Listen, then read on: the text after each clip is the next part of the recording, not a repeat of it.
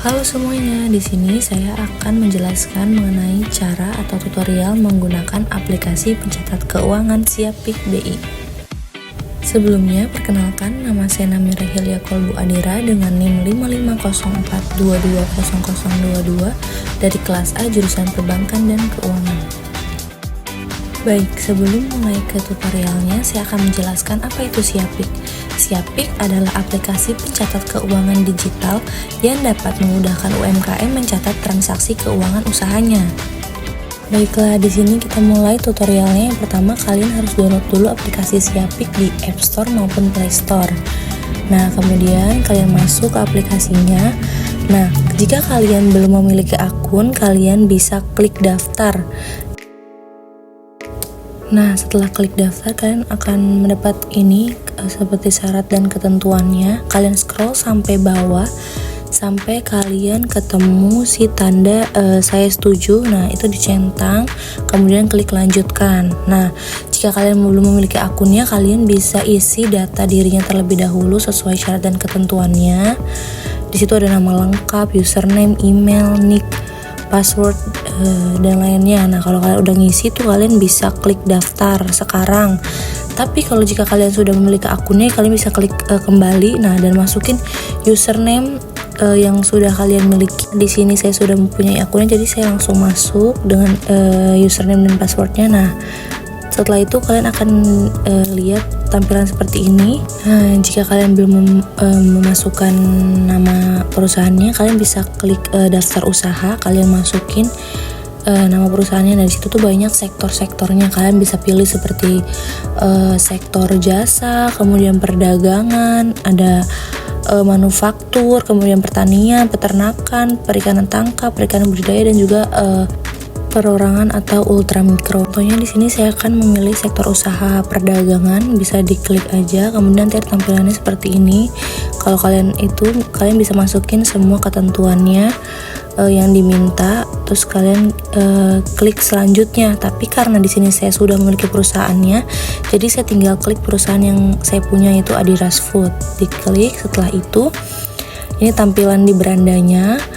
Nah, jika kalian ingin melihat item-item lainnya tuh, kalian bisa klik garis 3 di samping kiri, kemudian kalian klik data atau transaksi, kemudian kita pilih modal dulu karena kita masukin modal awal. Nah, di sini kita masukin modal uangnya. Di sini saya masukin sebesar 10 juta secara tunai. Kemudian kita atur tanggal transaksinya, saya masukin tanggal 19 Oktober, kemudian catatannya saya masukin yaitu modal awal. Nah, setelah itu kita klik simpan. Setelah klik simpan ini, nanti akan muncul tampilan seperti ini. Nah, kita bisa lihat nih si transaksi yang telah kita lakukan itu dengan cara mengklik lihat transaksi. Jadi nanti setelah kita mengklik lihat transaksi ini, akan muncul riwayat transaksi kita yang kita masukkan tadi, seperti modal awal, gitu-gitunya.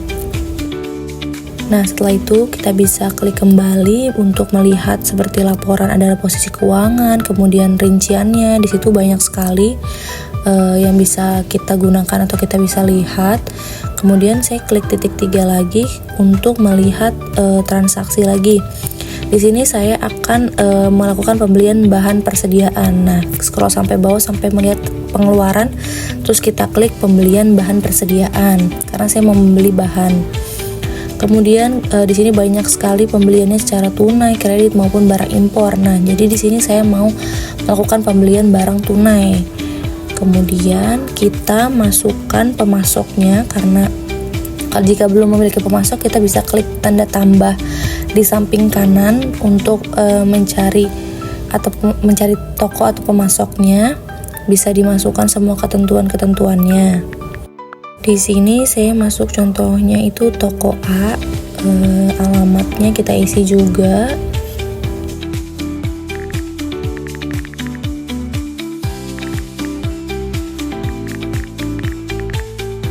Setelah diisi semuanya, kita juga langsung bisa klik simpan. Nah, berhasil disimpan. Kemudian kita masukkan tadi toko yang sudah kita isi seperti namanya, kemudian metodenya, kemudian tanggal transaksinya saya masukkan di 19 Oktober juga. Setelah itu masukin nama barangnya, kemudian masukkan jumlahnya. Saya masukkan jumlah sebanyak 1, disimpan. Nah, setelah itu klik simpan paling bawah, atau kalau kalian mau masukkan catatan juga boleh. Kemudian setelah klik simpan, nanti akan muncul tampilan seperti ini, tandanya berhasil. Itu bisa dilihat transaksinya. Di sini akan muncul seperti ini, transaksi yang telah dilakukan tadi, kayak dari mulai modal awal sampai kita pembelian barang, itu semua ada di situ.